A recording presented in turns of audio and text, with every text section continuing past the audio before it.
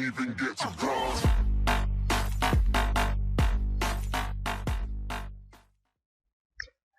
Hello, this is Zed. This is just a small video on people who would like to use SQL Server to create their databases.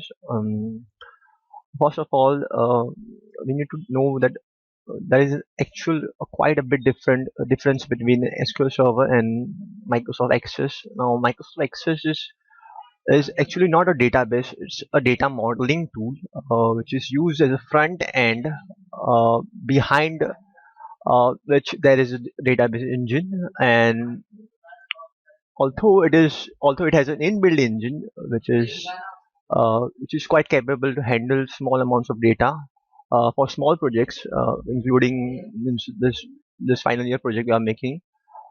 It is quite insufficient to handle large projects. On the other hand, SQL Server, which comes inbuilt with Microsoft Visual Studio 2010, 2008, it includes a free version of it. So there are quite different versions of SQL Server. SQL Server Standard Editions, Enterprise Edition, and there is this free version of it called as SQL Express, which comes bundled with Microsoft Visual Studio 2010. Now, the version of it is 2008. Now, actually, it is automatically installed when you install Microsoft Visual Studio with the default options. But one thing it is missing is this tool called as SQL Server Management Studio. Now, SQL Express is actually only a database engine, meaning it accepts queries and returns results. It doesn't actually provide a database user interface to change database objects such as tables, views, create stored procedures, etc. So the user interface of it is available through SQL Server Management Studio, which is also a free tool. It's actually named, the free version of it is actually named SQL Server Management Studio Express 2008. Now in this tutorial we will actually see both of these tools. To make things shorter, I've omitted the part of installing and downloading installing board. It's quite a straightforward step actually. There is nothing much to it except for this screen. So this screen is important here. Here we have got a SQL Server 2008 setup with two options, radio buttons, which is default instance and name instance.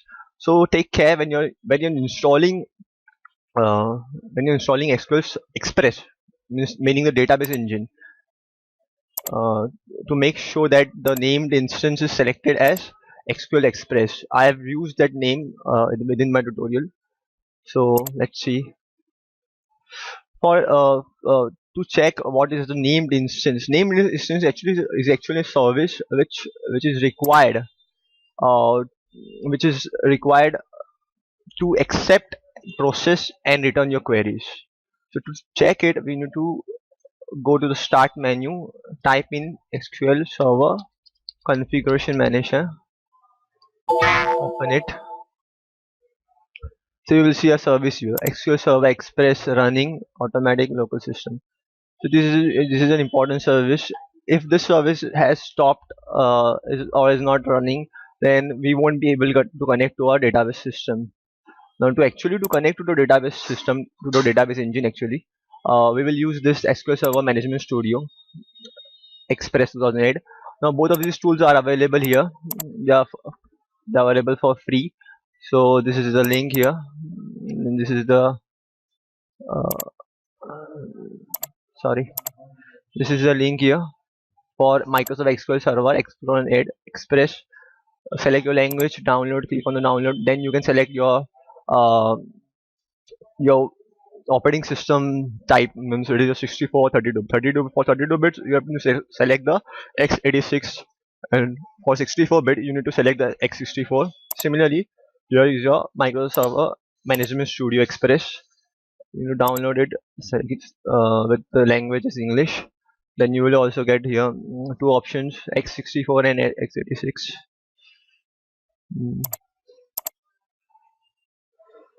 Okay, so while it is loading, we'll continue with SQL Server Management Studio. We'll open it. I've already downloaded and installed it here. So now it is opened here. This is a Microsoft SQL Server Management Studio.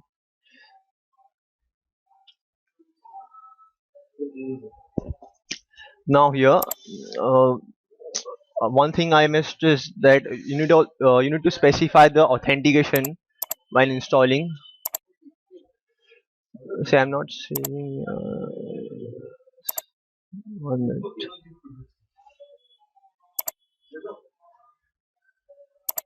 See, when you install, it will ask for authentication. Means when you install SQL Express, not SQL Management Studio. The installation of SQL Server Management Studio is very straightforward. There is not much to it. But when you install SQL Express, the database engine, then you need to make sure of this one. And the other one is that this you need to specify up the server name, meaning which what is your server, means what is your local machine. So if you are running it on the local machine, then it will include the name of the PC, the name of your computers. In my case, it is Bateman PC slash SQL Express. This is a named instance here. Now, during the installation, it will also ask you for whether the authentication is mixed mode or Windows authentication. Wait a minute, just search for it. So here you can see the screen here, the authentication mode. See, it's better to select the mix mode here, which will include both the Windows authentication and the SQL Server authentication. Windows authentication is through your Windows account, means the account through which you are logged into your computer, and the SQL Server authentication is through an SA account, system administrator account, for which you need to specify the password here and confirm the password here. That's all. So these are the two means glitches or means hurdles you have to pass through to install SQL Server database engine. Now once you've installed this, you can log into it through this. Specify the proper correct server name and forward slash SQL Express. Then you can select both, either Windows authentication or SQL Server authentication. In case of SQL Server authentication, you need to specify this login name, system administrator, and the password which you have set, or you can select the Windows authentication, which won't ask your password because it is through your current account through which you are logged in. Then select on connect.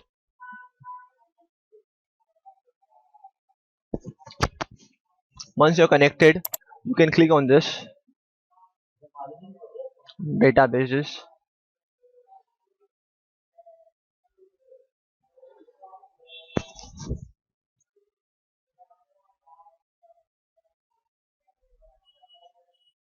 See, it's showing a list of databases.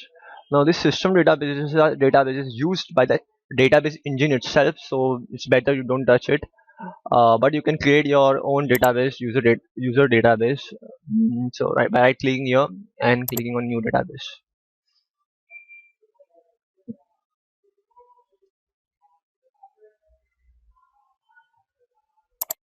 So let's name your new database sample. Okay.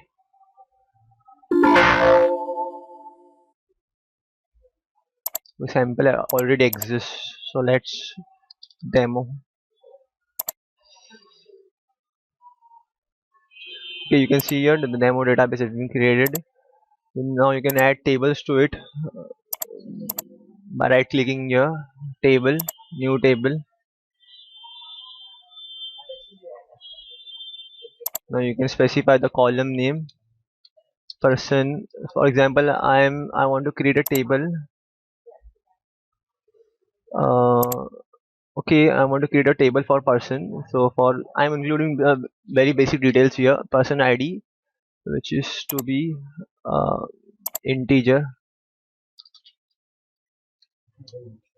doesn't shouldn't allow null, and then name, and where character the 50, and it shouldn't allow null either. So now you need to select this as your primary key. Now right click here, save table, specify the name of the table, which is person. And okay, so you can see here your person database has been table created. You can see the keys here. This is the primary key for which or person ID, and you can see your columns here.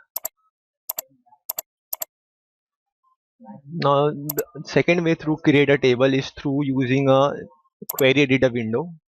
which you can use this new query here button here. Now I'm creating another table here called details.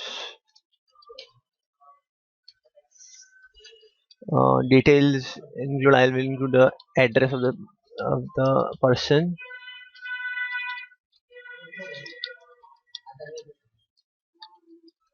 and again I will use a person ID, which will be the foreign key of here. Now for it I will use this constraint, name of the constraint, which is foreign key, person. You can give any name here. It's just an identifier, but it's better to give it a meaningful name. So I'm giving it foreign key of the table details, which points to person, table, and person, name of the column. Now here you specify foreign key, the which means which column from your table is going to act as a foreign key. So here, so like, for the sake of avoiding confusion, let's make it PID. Okay, so means both of them shouldn't be named same. Just for the sake of avoiding confusion, actually you can create two columns in two separate tables having same name, but just for the sake of avoiding confusion, the constant FK details, person ID, foreign key PID, and references. You need to specify this in brackets, round brackets. References the name of the table, which is person, and the name of the column, which is person ID.